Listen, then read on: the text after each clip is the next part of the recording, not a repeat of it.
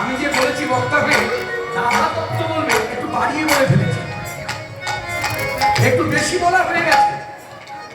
এখানে পরম বৈষ্ণব যারা তারা কি বলছে জানেন? বলছে কেউ যদি ভাবে রাধা তত্ত্বমৃতের এক কোণা বলবে, সে এক কোণাও বলতে পারবে না। পুরো তত্ত্ব তো ফুলের কথা, একটা কণা বিন্দু, মানে সর্ষের দানা যেমন হয়, তিলের দানা যেমন হয়, এইটুকু বলতে পারবে। বলে কেন? ভালো করে শুনুন আখরটা, রাধা তত্ত্বামৃত কণা, সেই রাধা তত্ত্বামৃত কণা সবার হৃদয়ে, সবার হৃদয়ে, সবার হৃদয়ে স্ফুরণ হয় না শ্রী রাধা কৃপা বিনা।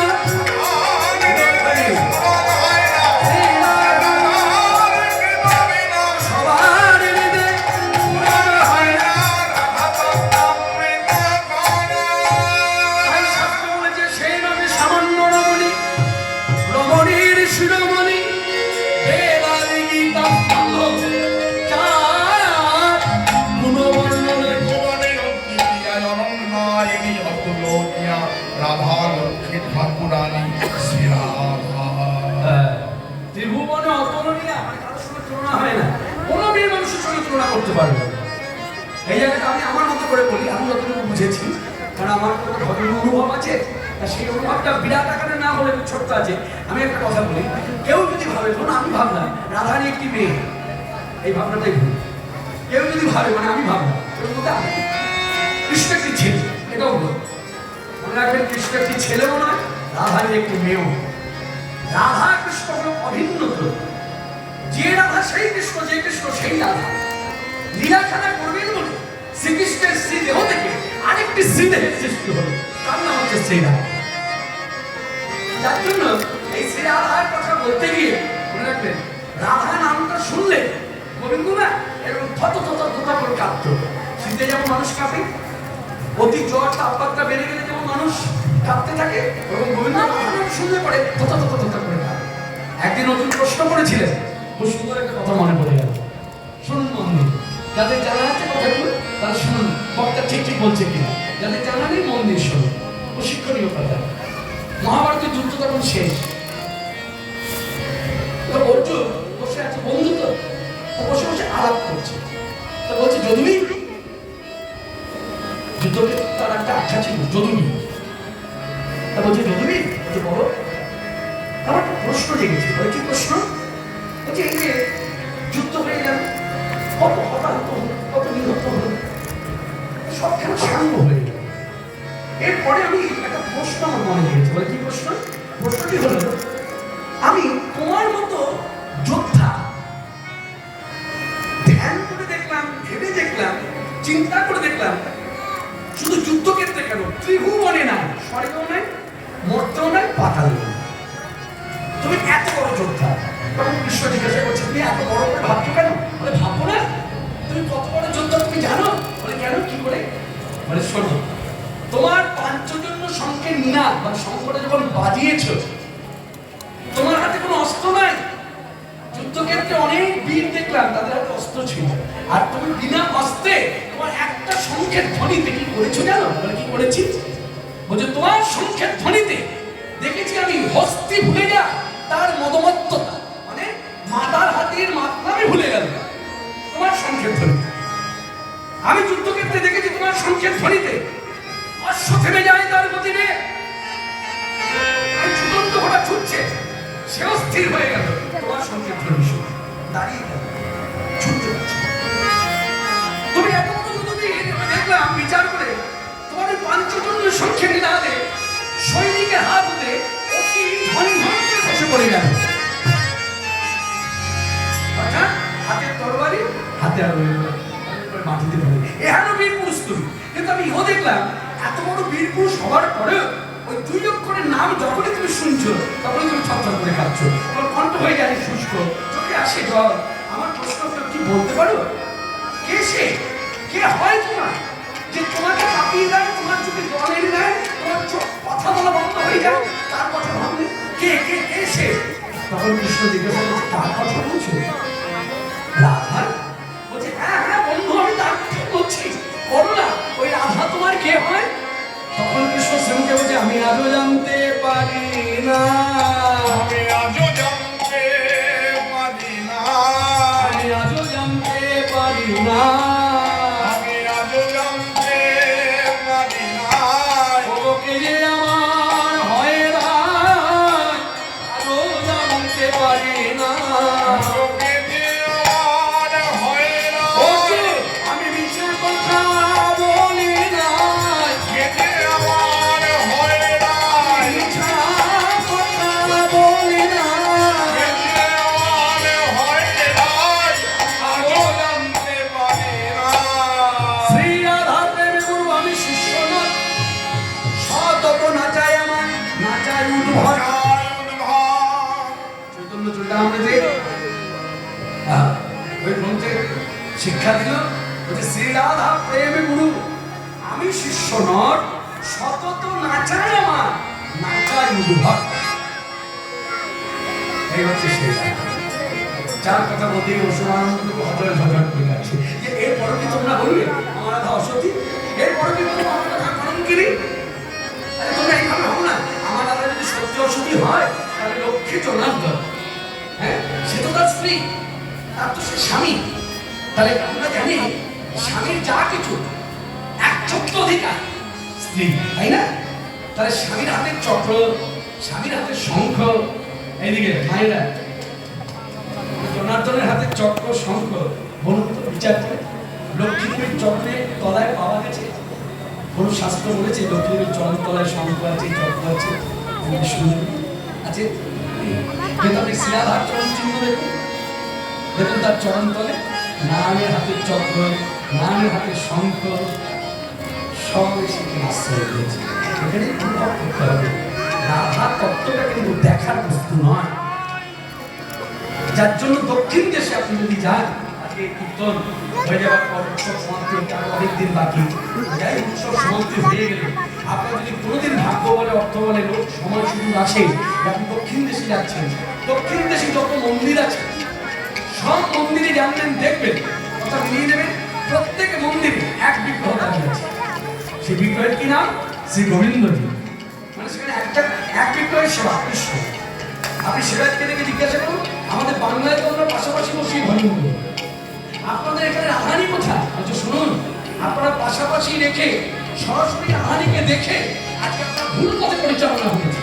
আর আমরা রাধা তত্ত্বটা অনুভব করেছি, রাধা তত্ত্ব দেখার বস্তু না, রাধা তত্ত্ব রাধারানী যেখানেই থাকুন তাকে অনুভব করুন, অনুভবে মানুষের কাছে দর্শন করুন। এটাই কৃষ্ণের বিনোদিনী কৃষ্ণ নানা বলে আলোকালে বাজিল বাঁশি। এই রাধারানী যা বলেছেন এবার দেখুন বাঁশি বেজেছে, যেই বাঁশি বেজেছে ওই বাঁশি শোনা মাত্রই সখীটা বলছি, সখী এই শুনছো? ওই তো কোন বাঁশি বাজিয়েছে, এই বাঁশি না নিত্য লীলা রঙ্গ। বাঁশি গতকাল বেজেছে, বাঁশি আজও বেজেছে, বাঁশি কালও বাজে, অনাদি অনন্ত কাল হতে বেজে আসছে। এই বাঁশির গান থামবে না। আস্তে আপনি বাঁশির গান শুনতে বলে সকালবেলায় যান, তখন বংশীবাদী গিয়ে গান পাবেন। সকালবেলায় গিয়ে গান পাবেন, যে ব্যক্তি 12টার সময় গিয়ে গান পাবেন, যে বিকালে গিয়ে গান পাতলো 3-4টের সময়, যে সান্ধ্যর সময় গান পাতলো বংশীবাদী সেও শুনলো, যে রাত্রি 10টার সময় গান পাতলো, যে অধিক রাত্রি 1টার সময় গান পাতলো সেও শুনলো। মনে রাখবেন লীলা নিত্য। আস্তে এই বাঁশি হচ্ছে সাক্ষাৎ কৃষ্ণ।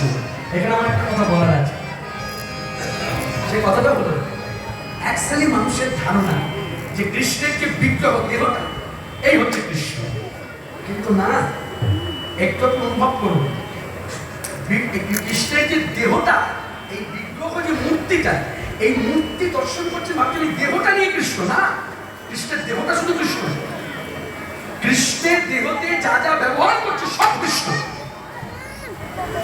আপনি কৃষ্ণের দেহ আপনি ঘরে আনলেন না, কিন্তু কৃষ্ণের মাথার মুকুটটা আপনি দোকান থেকে কিনে আসতে শোভন করে আপনি আসনে বসে নিত্য সেবা করছেন। কার সেবা করছেন? এবার কোনো বৈষ্ণব সে যদি বলতে না পারে, বাম ব্রাহ্মণ এবং বৈষ্ণব সে বলবে কার সেবা করছে জানো? বলে কার? সাক্ষাৎ গিরিরাজ মানে গোবিন্দ। তাহলে কৃষ্ণের বাঁশিটাও কৃষ্ণ, কৃষ্ণের হাতের বালাটাও কৃষ্ণ, কৃষ্ণের চটের মুকুটটাও কৃষ্ণ, কৃষ্ণের মাথার চূড়াটাও কৃষ্ণ। তাই বংশী বট মানে যেমন পুরীতে সিদ্ধ বকুল, ঠাকুর হরিদাস সাধনায় সিদ্ধি লাভ করেছে, তার কৃপা বর্ষণে বকুল না সেও সিদ্ধ বকুল হয়ে গেল। ঠিক বংশী বটের ঘটনা বাঁশি মাধ্যমে কৃষ্ণ কৃপা বর্ষণ করে। আর সেই থেকে আজও আজও আজও আজও আজও সেই বৃন্দাবনে বাঁশি বাজে বাজে রে, আজও সেই বৃন্দাবনে বাঁশি বাজে বাজে রে, আজও সেই বৃন্দাবনে বাঁশি বাজে বাজে রে, আজও সেই কালার বাঁশি শুনে, কালার বাঁশি শুনে, কালার বাঁশি শুনে বনে বনে কত শত বনু নাচে রে। আজও সেই বৃন্দাবনে বাঁশি বাজে রে, আজও সেই বৃন্দাবনে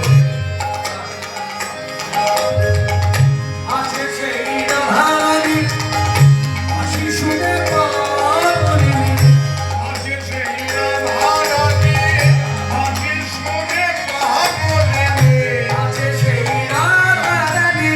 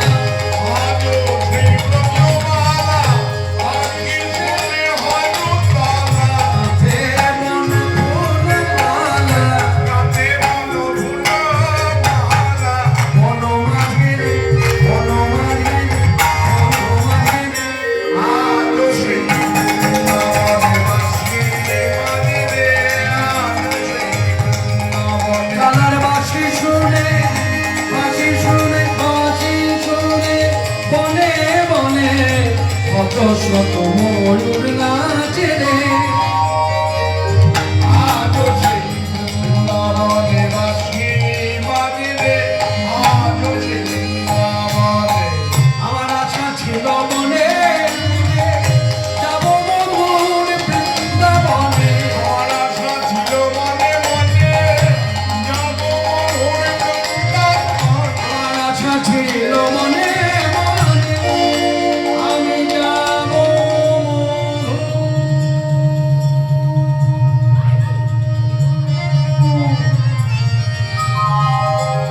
বৃন্দাবনে আশা ছিল মনে মনে যাব মধুর আমি যাব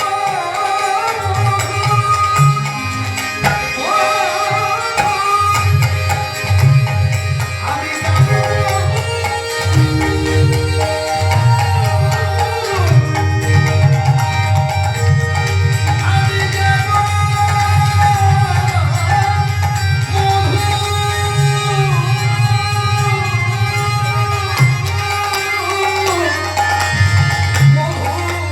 যাব মধুর বৃন্দাবনে।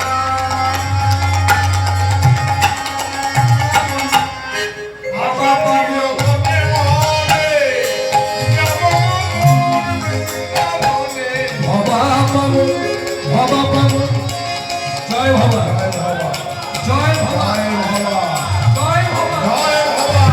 ভবা পাবো জয় বাবনে মায়ার কাছে আজও সেই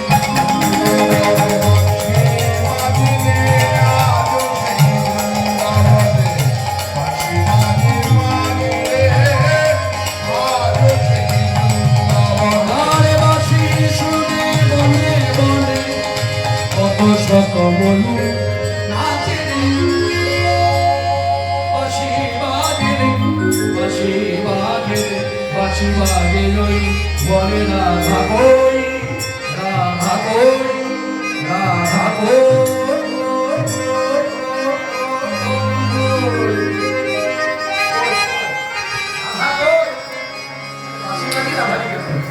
মনে রাখবেন এখানে সুন্দর কথাটি সিদ্ধান্ত আমরা বেশিরভাগ মানুষের কাছে শিক্ষা পাই ভগবানকে ডাকো দেখুন সবাই বলে আপনি ব্রাহ্মণের দুয়ারে গেলে ব্রাহ্মণ ভগবানকে ডাকবে বৈষ্ণবের দুয়ারে আসুন সেও বলছে ভগবানকে ডাকবে একমাত্র শ্রীমদ ভাগবত সুকমণি বার্তা ছিল সুকমণি শ্রীমুখে বললেন শুনুন আপনি ভগবানকে কি ডাকবেন আপনি তো মায়াবদ্ধ জীব আপনার কণ্ঠস্বর চিহ্ন আপনার এই ডাক ভগবানের কর্ণগত যদিও বা হয় মর্মস্পর্শী হবে না মানে আপনার ডাকটা মর্মস্পর্শী না আপনি সেটা সাড়া দেবে না অত আপনার ডাকতে হবে না তাহলে আমি কি করবো কিভাবে যাবো শুনুন বলি সুদেব শেখা জীবকে পথ দেখালো শুনুন ডাকতে হবে না আপনার একটু মনোযোগ সহকারে এক অনন্য চিত্তে মনটাকে অন্যদিকে ডিভাইড না করে হ্যাঁ আমার ভার না করে দিয়ে আপনি এক কাজ করুন এক জায়গায় বসে না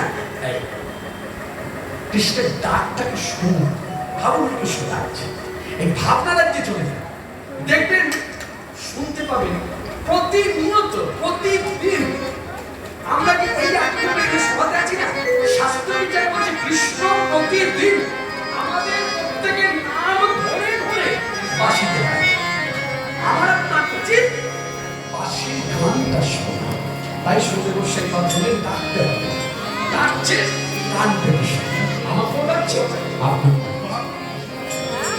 হরে কৃষ্ণ এই তত্ত্বের মর্যাদা দিয়ে সবাই বলুন হরে কৃষ্ণ বলুন মুখে বলুন হ্যাঁ হরে কৃষ্ণ হরে কৃষ্ণ কৃষ্ণ কৃষ্ণ হরে হরে হরে রাম হরে রাম, হরে রাম হরে রাম, রাম রাম রাম রাম, হরে হরে হরে।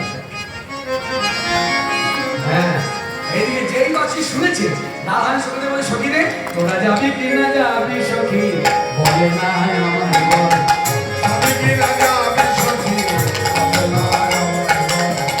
আমি কি রাজা আমি সখী, বলে না আমায় বল। এই, একটু দাঁড়ান।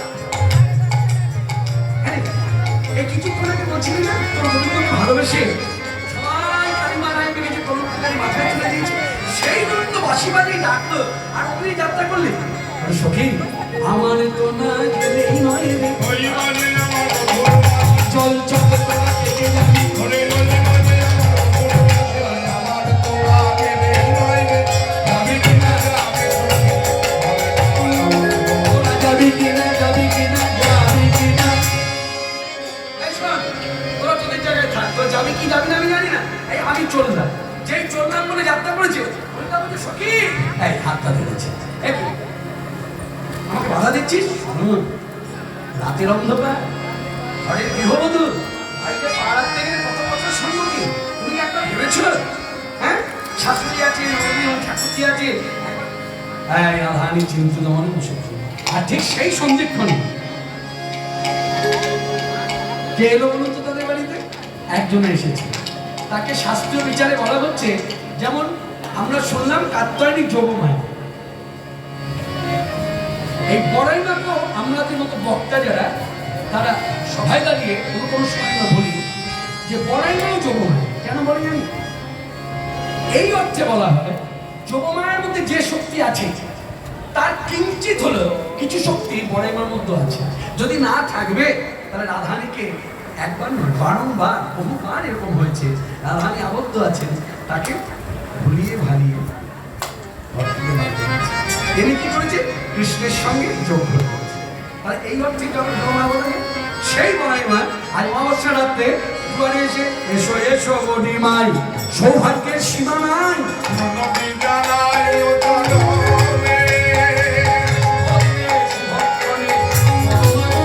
চলনে কত ধুলি পদিল ভবনে আমি তব পলা আয়োজন শুভদিনে বলছো যখন শুভদিনে বলছো যখন বলে সখিয়াজন কি আর কি ভাবছো? কথাটা বুঝতে পারো? তাহলে খুলেই বলি, আজই অমাবস্যা তিথি, চিরকালের আছে রীতিনীতি, সারা পদ করিবে পূজন বলেছ কি তুমি বিশ্বদান,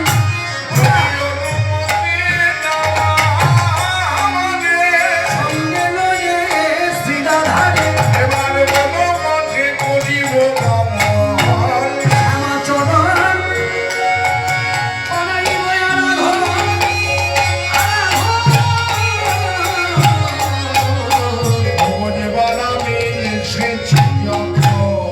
আমি বলি মা, একবার অনুমতি দাও হে আমার, পুজিয়া পুজিয়া জগন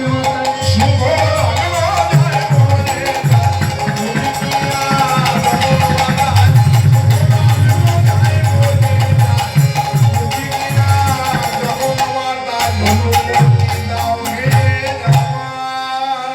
না না বেশি কথা বলবো না, বেশি কথা বলবো না, পেরেছে একটা কথা বলি। আচ্ছা এই অমাবস্যা রাতে কালী পূজা করলে কি হয়? মানে সংসার রকম নাম ডুবে যায়, মানে আর কি হয়? স্বামী রাজকুমারে বরের বয়স মুখে কথা শুনে যদি মনে মনে ভাবলেন স্বামী তো আমার ছেলে, তাহলে ছেলে রাজকুমার।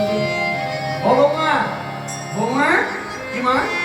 এই যে বড়াই এসেছে, ওরা হাত ধরে যাত্রা করে, অমানিস অন্ধকারে চলিলেন রাত, এলো নি ভুবনে, শুনে মনে কুটিলা চলে ইতি উতি যায়,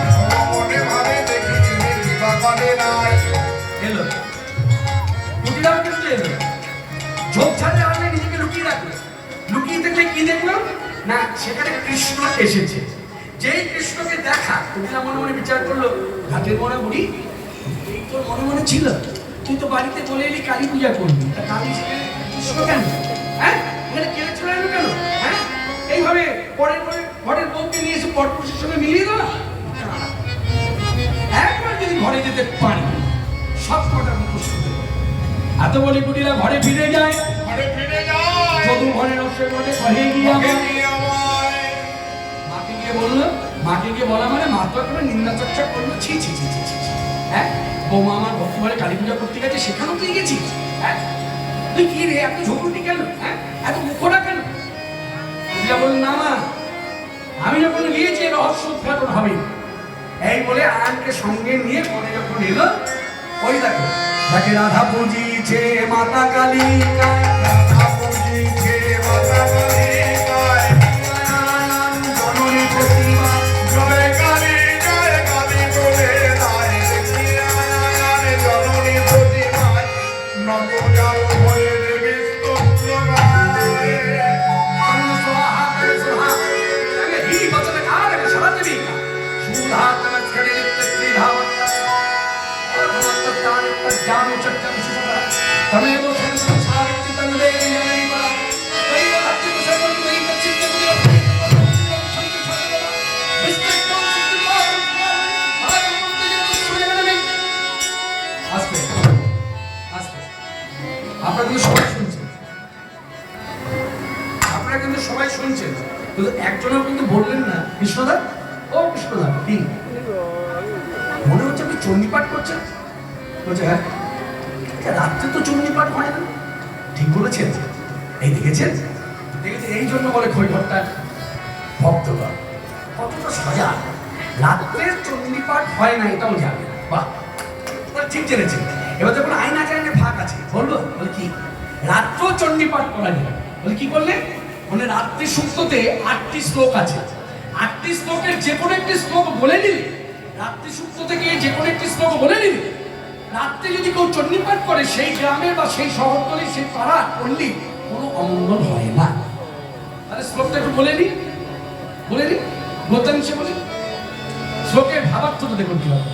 আমরা বেশিরভাগ মানুষ জানি অন্ধকার নেমে আসে মানে, যেমন এই যে অন্ধকার নেমে আসে, অন্ধকার নেমে আসে মানে জীবনে দুঃখ নেমে আসে।